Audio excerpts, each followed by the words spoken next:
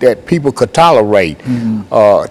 When I first came on the show, I had hepatitis C, but the only drug they had was interferon, and it was horrible. People would rather die than to take that drug, and a lot of them did. But now they have a new drug on the market that clears hepatitis C in 12 weeks. You take the pill for 12 weeks. Granted, I'm still blessed because I'm a veteran, but the pill cost that 12-week supply of that drug cost $96,000. But because I'm a veteran, I was able to get it. And a lot of people is able to get it too. One way or the other. But there's still several people that drug is out of range for them. But thank God that now I'm cured of hepatitis C. A lot of my friends died with hepatitis C because they had cirrhosis of the liver. But also, the other thing is, and if we can get, and people talk to me about all the time, aren't you promoting drug use? And I say, look, no, we're not promoting drug use because we give away clean syringes. They're going to use drugs anyway. One way or the other. Whether they have to use a sterile syringe or whether they share a syringe with somebody else, they're going to shoot the dope. And my job is to keep them healthy long enough that I can get them the help that they need through drug treatment. And so that's why we do needle exchange. The other thing, and I was going to say, Nashville is the 22nd, number 22 in the country for HIV infection. We have approximately, I said, 21,000 people. The other thing was the reason we can see the end of AIDS is because they have a new intervention called PrEP, P-R-E-P, and that's pre-exposure prophylaxis. It's kind of like the morning after pill. So now people in high risk situations, and it's particularly men who have sex with men, they can take a drug called Truvada, and it will prevent them from getting HIV. Now, don't get me wrong, I'm not saying, hey, go out and have unprotected sex, or but what I am saying is that undetected viral load with PrEP, that's why we can see it now. Because people with undetectable viral load, which I am a person living with HIV and have been since the 80s, my viral load is undetectable. So the chances of me transmitting HIV to a sexual partner is slim and none. And when I say slim and none, they done studies, and there's been no seroconversion among discordant couples. That means one positive, one negative couple with undetectable viral load.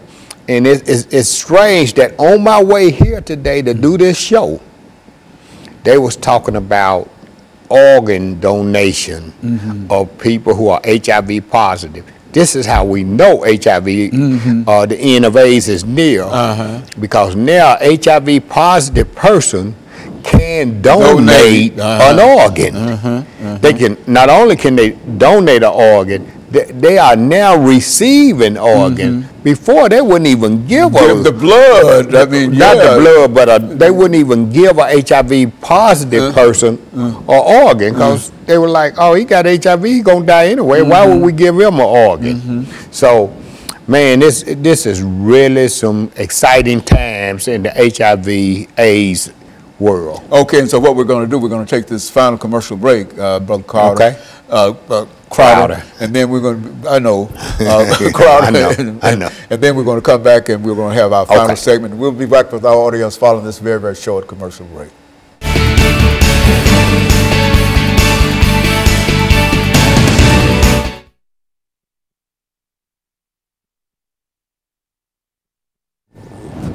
All of the conversations that we had with it, you used to be moaning and groaning in reference to it, and telling people this and whatever and et cetera, and then you come in and announce today that we're moving toward within the next few years, and I thought it was an eternal kind of thing. Yeah, it was. It was then. It was at that time. Sure was. The only hope was to try to live as long as we could. That's right. But now, Well, okay.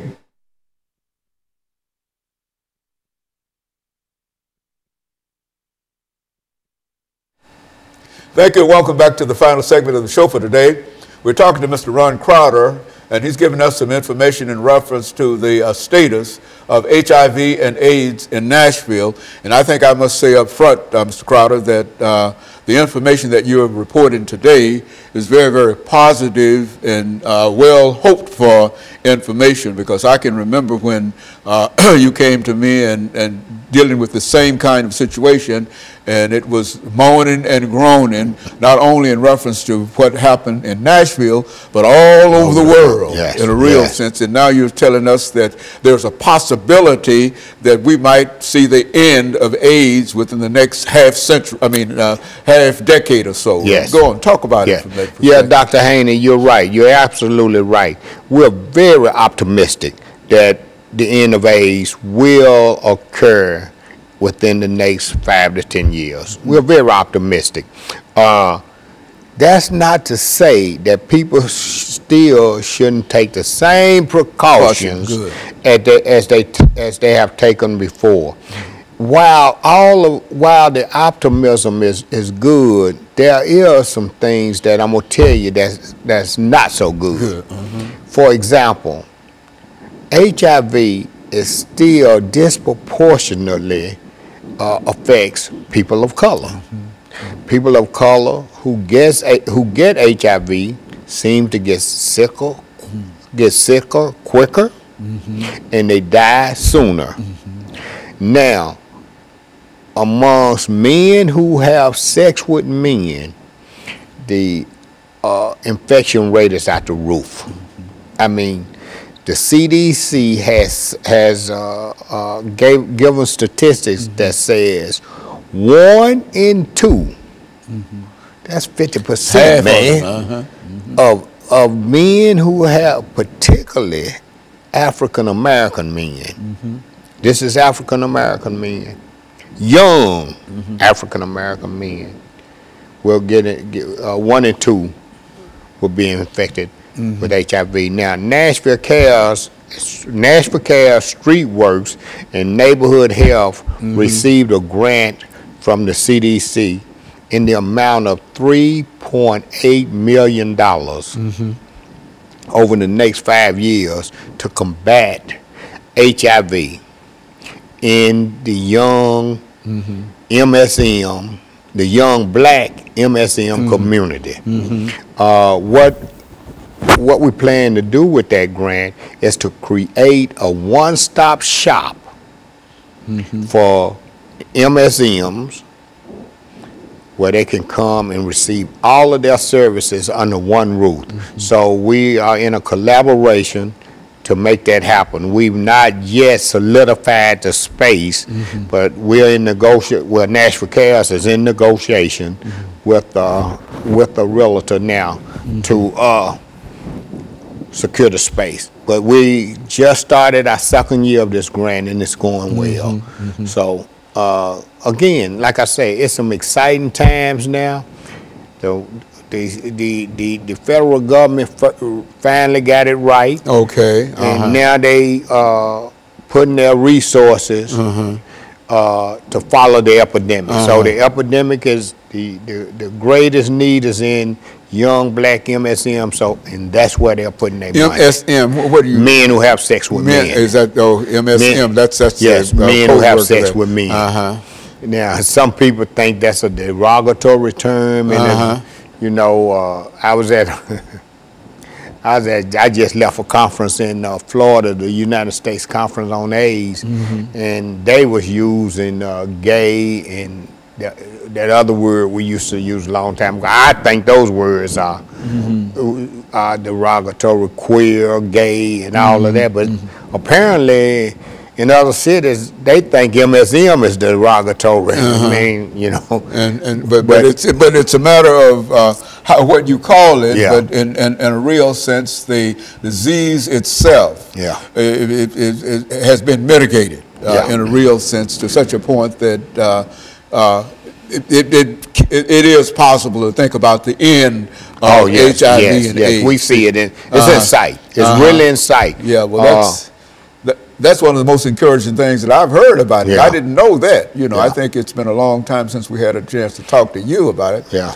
But the very thought of being able to end it, and this is not only for Nashville, we're talking about all over the world. You Absolutely. See? And I understand it has been a tremendous problem in some parts of Africa, for example, and other parts of the world. Yeah.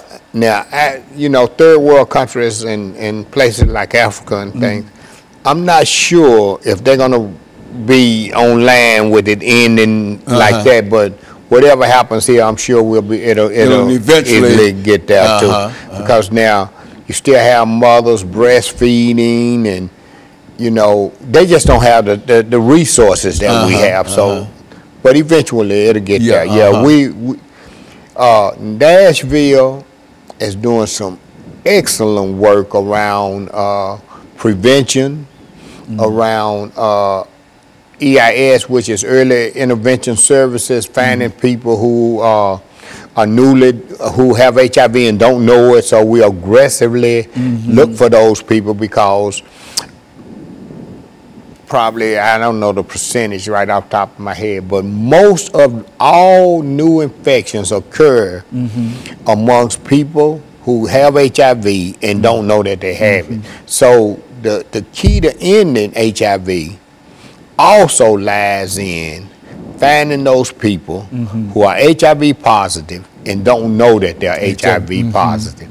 Also, finding the people who are HIV positive for whatever reason who has fallen through the cracks. Okay. So what we need to do is find all of those people, get them into treatment, get them treated where their viral load will be undetected and they won't be at risk of transmitting the virus to other people. And so that's what we're trying to do. And then you can say that you've defeated HIV and absolutely. AIDS. Absolutely. And I tell you, this is a real optimistic report for me to hear, because everything that we've said up until this point has always been doom and gloom in reference to it. And are you sure that a lot of folks understand that? Because I think that there are a large... Well, it's still people, because just like you didn't know, imagine how many other people don't know. Imagine how, man, we still got people in contact and know about the disease and discuss it and etc.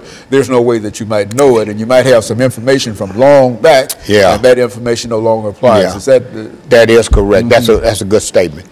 The thing is now, early detection and early treatment. The sooner we can get them detected, as soon as we can detect the disease, the sooner we can get them into a treatment. That's the key. That is the key to ending this epidemic. Well, Mr. Crowder, let me say, we've got about a minute and a half to go here. And I can say one thing, that the way you've been working with it and the efforts on the part of your organization, StreetWorks, I think we can say that in Nashville, I'm not sure about what it means in other places, but in Nashville, I think that you played a very significant role in helping to move people toward where we stand now. You and Nashville Cares and a couple of other organizations, Miss Morley's organization and the women